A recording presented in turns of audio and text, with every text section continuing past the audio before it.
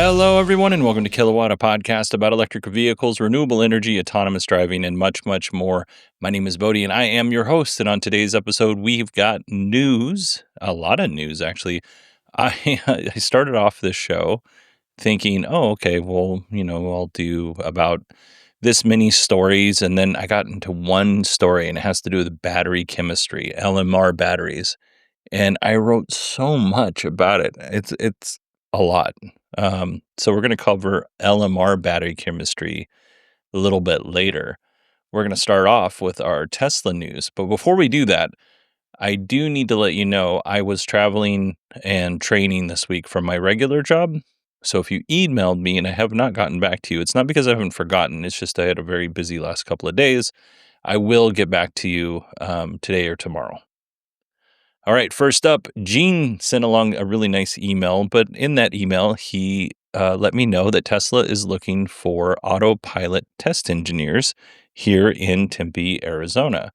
So, according to the job description, and this is not written by me, these engineers will be doing rapid full self-driving development, which relies heavily on our coordinated ability to test its progress within both the most mundane and extreme scenarios. Vehicle level tests enable the identification of critical safety and performance issues, ultimately opening the door for optimized design, iterations, and enhanced driver passenger experience. Altogether, this autopilot test engineer will play a role in actualizing this reality with more uh, productionization of RoboTaxi just around the corner. There's never been a more pivotal time to join this team. Boy, that was terrible on my part. The person who wrote that did not do as bad of a job as I did reading it. They actually wrote it quite nicely. A little more RoboTaxi news, just in case you're curious. RoboTaxi will eventually launch in Saudi Arabia. Elon was in Saudi Arabia giving an interview in front of a bunch of people, and he made that announcement.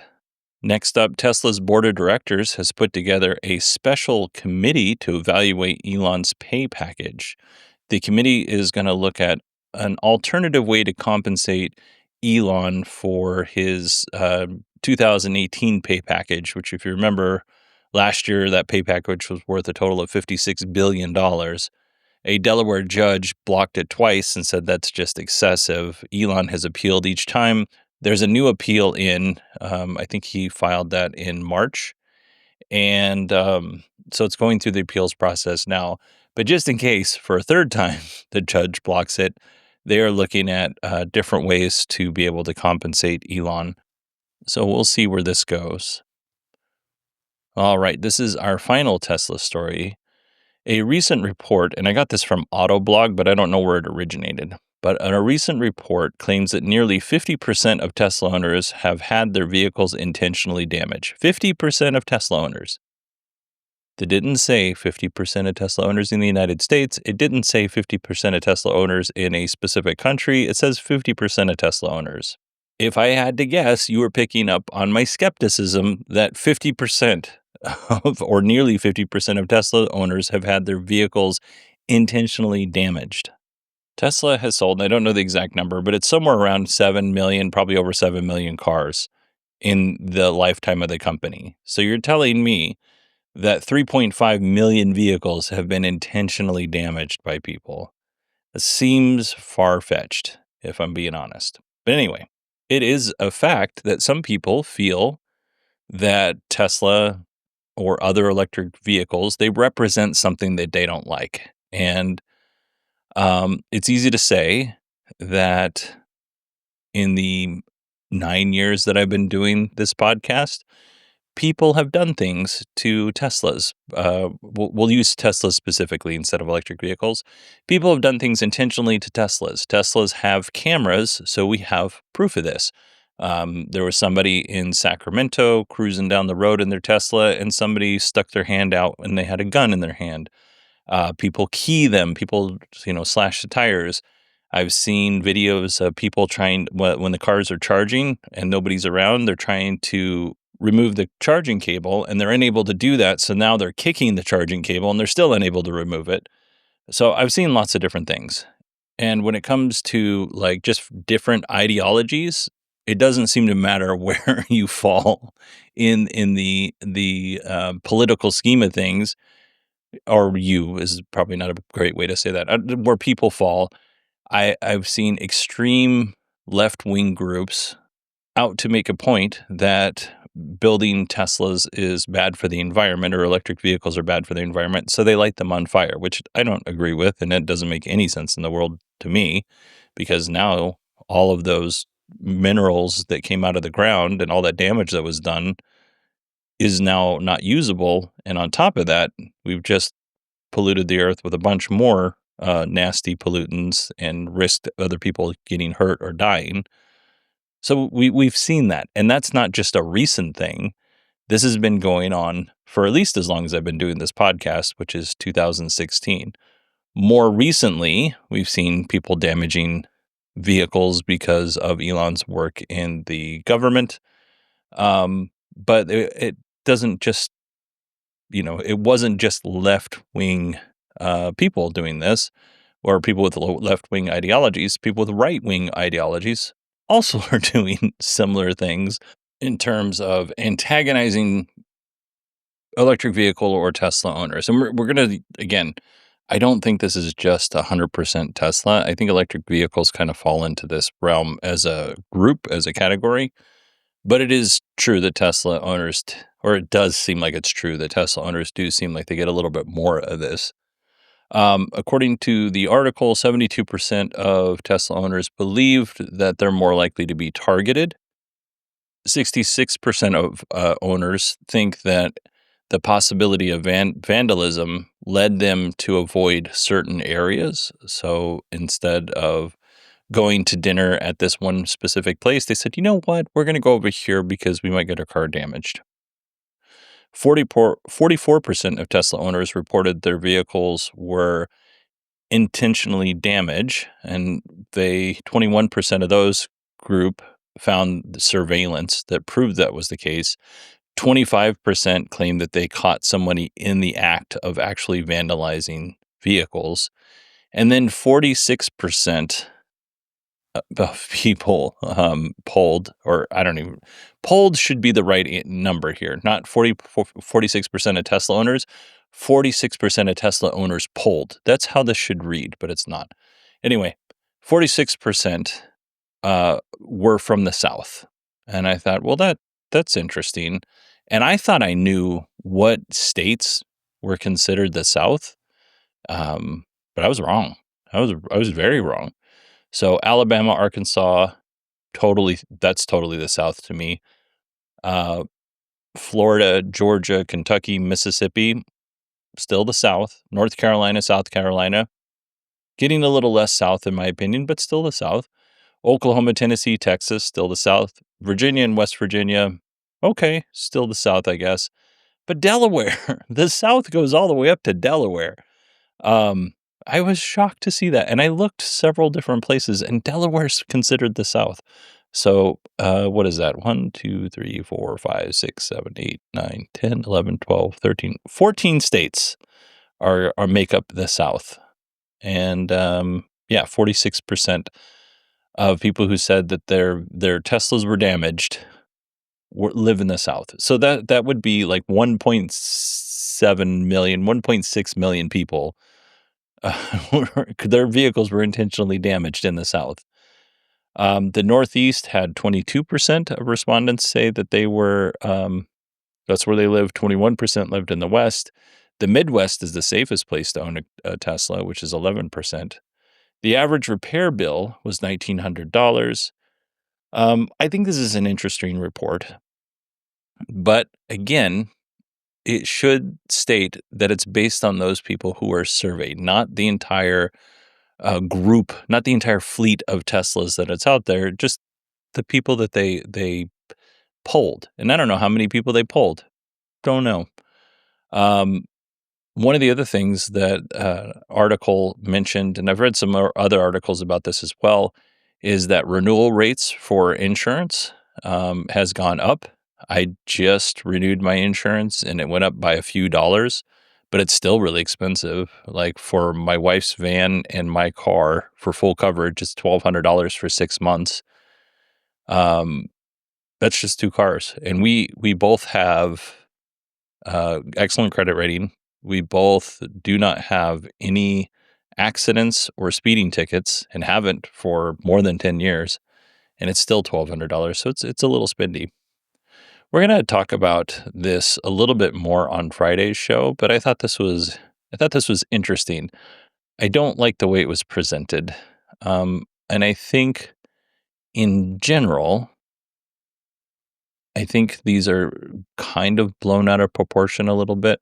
My oldest, Sierra, she went to Trader Joe's. She lives in Tucson. She went to Trader Joe's and somebody handed her a pamphlet that was like, hey, sell your Tesla, and these are the reasons why you might want to sell it. And I think that's fine. But nobody was like shaming her. They were very nice about it. I think actually they were in the parking lot, but they left it on her car. I don't think she actually interacted with them, but she said she didn't have a negative experience with it, is what I should say.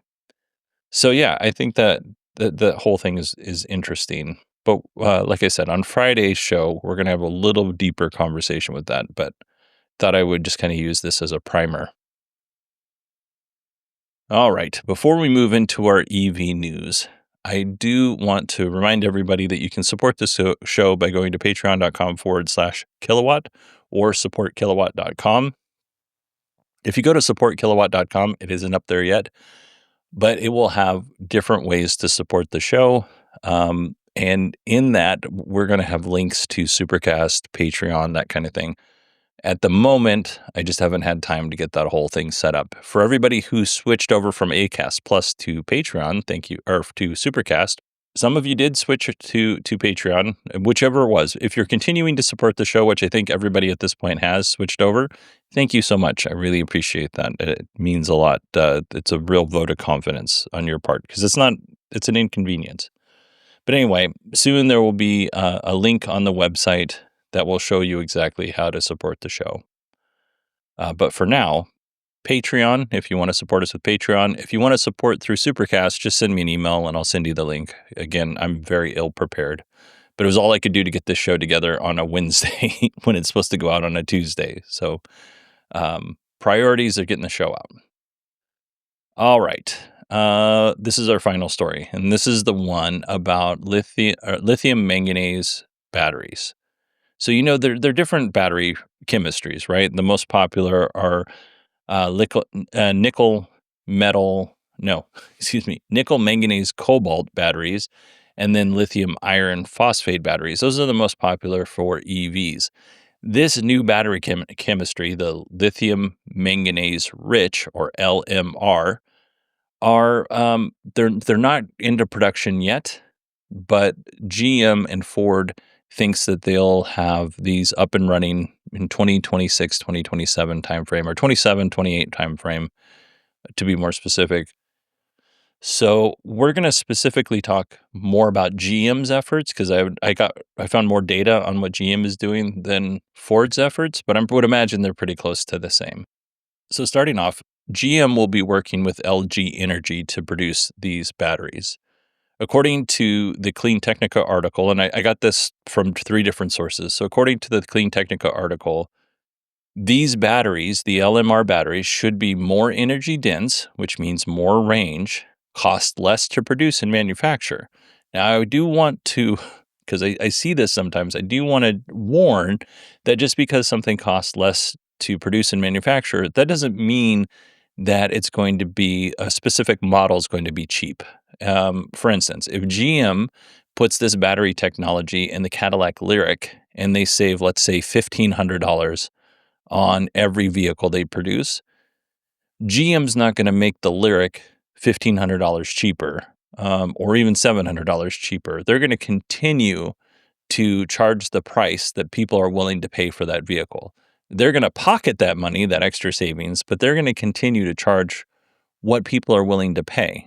That's just kind of how it works. But what it does mean is that GM through Chevy, which would be the most likely, option of this can produce a more affordable model. So whether that's the Bolt or whether that's something completely different, like they bring back the Chevy Cruze, which is a very affordable sedan that they had, and make it an EV. They could do that and sell it for a lower price and still make money. So just because it will drop battery prices does not mean that in existing models the price will go down. It could mean that, but I doubt it. Anyway, okay, so we got that out of the way. These batteries are also, this battery chemistry, I should say, is also better for the environment. It uses more manganese and less nickel and cobalt than traditional batteries. Manganese is like the fifth most abundant element on Earth, and it's more environmentally friendly to extract from the Earth. So, just kind of as a um, point of reference here, GM says a typical high nickel battery cell is made up of roughly 85% nickel, 10% manganese, and 5% cobalt, right? And then lithium's in there, obviously. But then you have LMR batteries, which are made up of virtually no cobalt. So there is some cobalt in there, but it's very low. 35% nickel and 65% manganese. So that's great. When I say that these batteries are more energy dense, we should look at like more energy dense than what, right? So lithium iron phosphate batteries, or LFP batteries, they're the more affordable battery type that goes in electric vehicles, but they're less energy dense than nickel, cobalt, manganese batteries, right? Those high nickel batteries, they cost less to produce, but they're not as energy dense. So where the lithium manganese rich batteries would fall into, they would be 33% more energy dense than LFP batteries, but not as energy dense as nickel, cobalt, manganese batteries, for instance, or nickel, manganese, cobalt batteries. However it is, I'm forgetting at the moment. These LMR batteries also allow the battery cell to be larger, which further reduces costs. We might see some different size cylindrical cells. Like right now, we have the 4680 cells, the 2170s, and the 18650s. But GM, and I don't know what Ford's going to do, but GM isn't going to use a cylindrical cell. They're going to use a prismatic cell, which is rectangular in shape. And we talked a little bit about this when I was in March when I was on vacation. I had a whole thing on different kind of pouch cells versus prismatic versus cylindrical cells. But the rectangular cells should, according to GM, reduce battery module components by 75% and the total battery pack components by 50%, which will make this lighter. And because we're stripping parts out, more affordable to build these battery packs. These prismatic cells also, because they're rectangle, they pack very well into the pickup truck or SUV kind of a platform. Oh, and I should say that the LMR battery, the lithium manganese rich, the rich part refers to how much manganese is in the battery. So it's not another component. It just means there's a lot of manganese in this battery. All right. GM says that these batteries are expected to be similar to high nickel cells in terms of lifespan, but come at a much lower cost. LMR batteries do have issues, and some of those issues can be, and I'm just going to list off a couple of things here. Voltage attenuation, which means it loses voltage over time. GM and LG Energy will fix this by using like proprietary methods for doping and coating the cathode. I have no idea how Ford's planning to do this, but I would imagine they're going to do something similar. Tesla has mentioned manganese-rich batteries as well, and they're doing something similar. As a matter of fact, they do have a patent that has to do with how they're going to overcome this. One of the articles that I was reading linked out to a Science Direct article on LMR batteries, and I went through and I looked for some of the other issues that LMR batteries could have. And one of these issues is that the cells can release oxygen which could structurally degrade battery components. And the way that they release oxygen, and don't ask me follow-up questions on this because I'm only saying words that I barely know at this point, is an irreversible redox process of anions. Okay? Don't ask me any follow-ups on that. I will not be answering any follow-ups.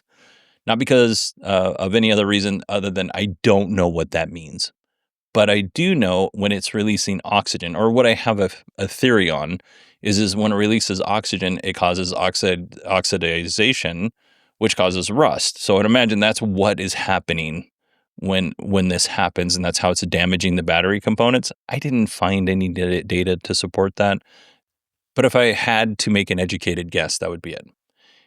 And some of the other problems is the electrolyte it can decompose. And some of the ways that they're some of the ways they're fixing this is they're creating like these surface coatings that apply like protective layers to the cathode, and that could prevent the oxygen release and also prevents manganese dissolution, which also enhances, well, in part, if by preventing this or limiting it, it will also enhance structural stability. I mentioned doping, which is, introducing other elements into the cathode to stabilize it, which will help reduce that voltage fade, that attenuation we talked about. Using advanced electrolytes that are more stable at higher voltages to help prevent decomposition and extend that battery life. And then manganese is a very large particle, and for a while, according to the articles I read, people have thought that this large particle, you would not be able to, because the particles are so large, you would not be able to create a long life battery that's very energy dense, but they're finding that they can optimize that particle design and engineer a cathode to accommodate those volume changes in the particle size, which will reduce mechanical stress and prevent cracking. Again, please do not ask me any follow-up questions. Anyway, GM is planning on starting manufacturing these batteries in 2027. It sounds like they're going to start doing test batches, or they're already doing it now, but get more serious about it in 2026. But 2028 is when they're going to start doing this in earnest, and Ford is looking to start in 2030 and actually put these batteries into vehicles.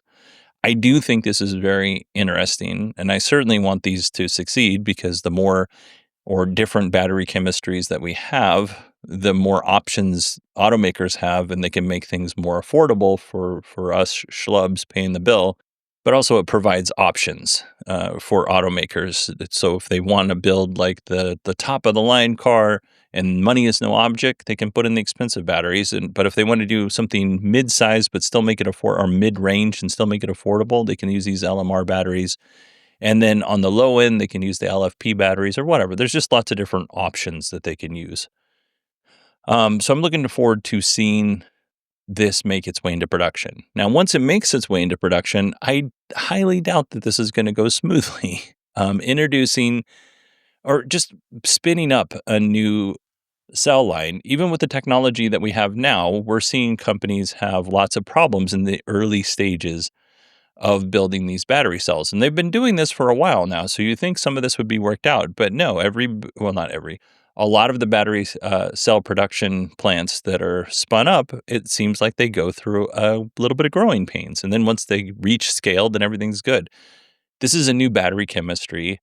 I would imagine that this is going to take some time for them to work these problems out. So I would not expect, even though GM says you'll start seeing these batteries in 2028, I would not expect to see them in very many vehicles until probably closer to 2030, even if they make it into the vehicles at all. All right. That is it for me today. If you want to email me, it's Bodie, BODIE at 918digital.com. You can find me on X at 918digital.